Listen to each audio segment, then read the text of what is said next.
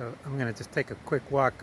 Stepped a little bit outside the Pueblo, and this is the river here. You can see that they're opposed to the mine companies, but I'm going to stop down in the river here. So to go down, I'm going to come off of the road. Here's the neighbor's dog. And when I go down this road here, I come off the main road and I go to the side, and I'm just walking down. And the reason I'm kind of coming down into this river, it's sort of it's just talking about kind of the mark of love. One of the marks of love, for example, when people date, at some point, often, if a person still is with their family in a certain way, then they kind of get invited over to the house. And so what happens is you go into the house of your boyfriend or girlfriend or whomever your partner is, and you have to enter into another world. And you then kind of have to adapt and listen and sort of follow along in a certain way and get the point of view of the person that you love from their perspective in a certain way that helps you to kind of get to see and understand what they see, who they are in their context with their family. And you got to come down to do that. You can't come in and just do everything your way. You got to kind of let go of your way, the sense of power or control and what people might think of you at first. You don't know what they're going to think of you. But then when you come and you accompany, there's a sort of appreciation in that, because when you do that, you're saying that, hey, this person that I'm dating, they matter, and their family and their life situation, by entering into it and by accompanying them in that and sort of joining in with that experience as you kind of, it's funny or stressful and all the things that go with it, then you're showing love. You're showing that that person matters. And then when that's done mutually in two ways, this is sort of an act of love. There's mutuality, that one will come down and go into the world of the other and accompany and listen.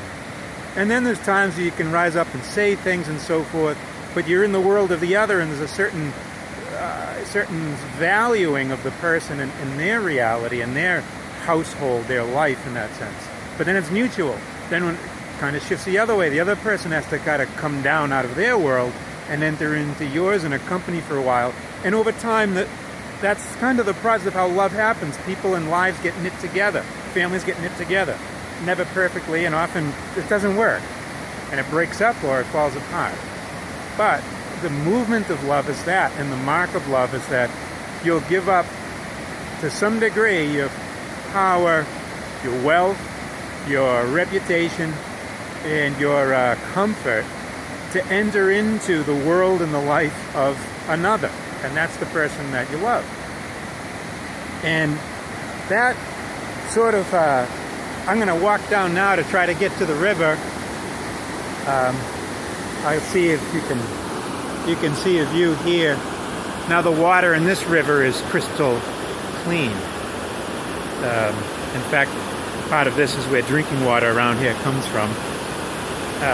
And you can see it's a little steep here. I'm going to have to use two hands to go down to the level of the river. So I'll be right back. So here I am, I'm down, and I'll speak a little louder because of the volume of the river. You can see, I'll show you the view of the water. It's beautiful, it's crystal clean. You can look down and see how the river leads out to a larger river, the Guayabamba, and the little waterfalls along the way. And it's beautiful here, and it's great to be here and to spend time along the side of the river. So it cost me a little bit. It's a simple example, but it cost me a little bit to come down and to spend time into something that is wonderful and a sort of incredible experience. There's a danger here too, because right now it's still the end of the rain season, and in certain places it rains, and it rains in areas that are further up the mountain that you don't know it's raining, and the rivers can flood quickly. However, that only happens later in the day and overnight. So right now it's really not raining anywhere heavily, so the risk is really low that the river could swell. So there's a danger too, and there's a risk. But the idea of coming down and coming into the world of the other is a mark of love in the midst of the mountains and the valleys. The invitation of love, which is going to be something that speaks to the deepest part of people's hearts, is a coming down. So in this time, or another, any time that there's some knocking on the door, is shaking up of society, an invitation to change, there are always certain tendencies to want to make change happen, but to keep our position in the pecking order and in the mountains and valleys. And the first thing that's always going to happen is, if we really want to have change happen, is we're going to have the change happen in ourselves, and the source of that is really going to only come from love. Because it's only love that can give us an interior motive to come down the mountain. Because that's the first step of love, always is to come down out of one's own sort of position and enter into the world of the other. So in this time, there can be a lot of voices that come from folks that have positions of power and wealth and fame and comfort. Professional athletes, professors, politicians, business leaders, people who are in the news. And the problem with that is that mostly, and not all, but by and large, everyone keeps their position. They don't come down and leave that position and enter into the world of the other. Instead, there's a tendency to stay in that position and live a comfortable life that's away from the valleys. They don't live in the valleys. They live up the mountain, and then they're going to just talk about big plans, big changes, and usually that goes along with trying to get other people to do things, trying to get other people to change, trying to get other people to make this system better and different. But it's words.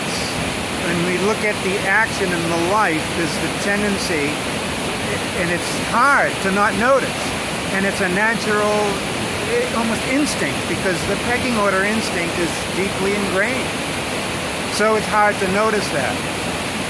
But that doesn't have to be you or me or the role, the invitation that we have and that love calls is to take the time of what I've been describing as self-examination. Where is love? How am I called to enter into the world of others? And that's always going to be some level of coming down. And like I shared before, to be on the bus with people. If that's what tells people that their lives matter. It's when you are there and living with them. It's not when you hold a position and live outside in a more comfortable and wealthy, or when you have more position and you maybe give things to people from there but hold your place, or you tell people what to do, or you try to rally people.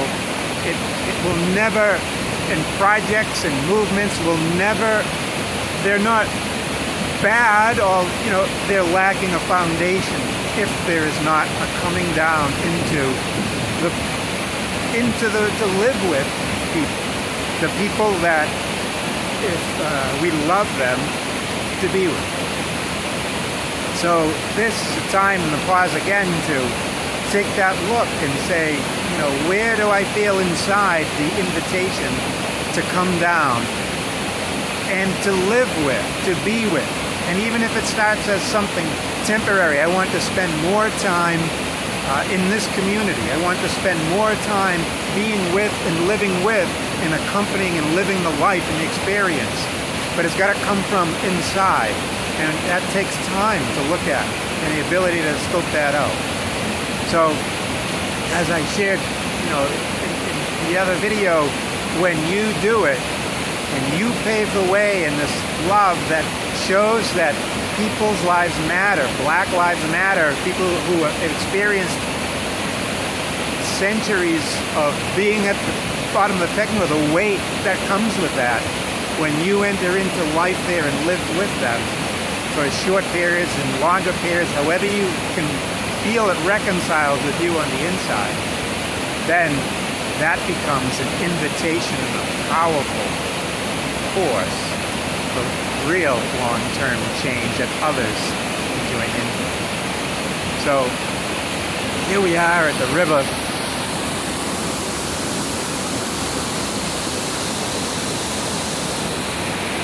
It's the real pure clean water.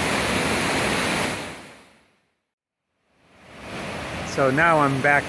I climbed up above the river level. I'm going to head back up, and the last thing I just want to share about that is when people up in the mountain come down to be with and accompany people that are more towards in the valleys, what happens is by being together, and when there's equality that starts to form out of love in the valleys or lower down the mountains, new ideas come out of that.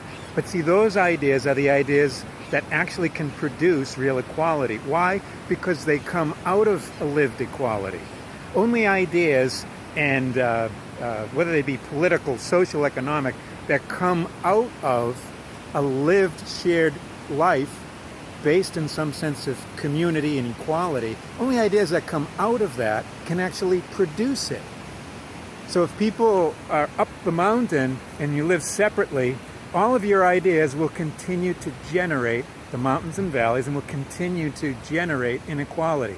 Why? Because the equality isn't contained in the idea. As much as it sounds good and as much as there's a lot to it that's true, it doesn't mean that the whole thing is bad. You don't throw out any idea completely or any movement or desire completely either. There's always good. But if it's going to have a long-term effect and get to the root, ideas, new changes that are going to bring inequality to equality have to come out of lived lives that are actually living it. Because it's then that the complementarity of people will work together in the collaboration, the brainstorming, the new ideas that come out of that actually have the DNA of equality in them. And this is why if people are living up the mountain, whether professional sports athletes or it doesn't matter the race, professors or everyone who kind of stays up the mountain, and you're not living with the people on the bottom of the mountain, if you don't come down and there isn't that love, and then your ideas are going to be missing something, and they're not going to have the potential to have a long-term change. There may be short-term stuff, and it's good.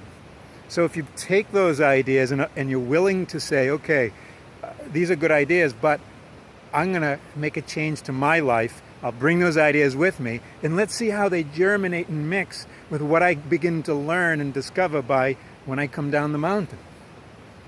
And I don't keep this sort of level of life and position that I have been, I naturally want. But that's where ideas that can come about that can actually produce real equality. So I'm back up into the level, and that's how people at the bottom together can rise up, and you can make, and that's how together there's an equality together of rising up, so that you don't have mountains and valleys anymore. You have a plain, and you have a lived equality. So I'm back up here at the street level, and we'll catch up in the next time.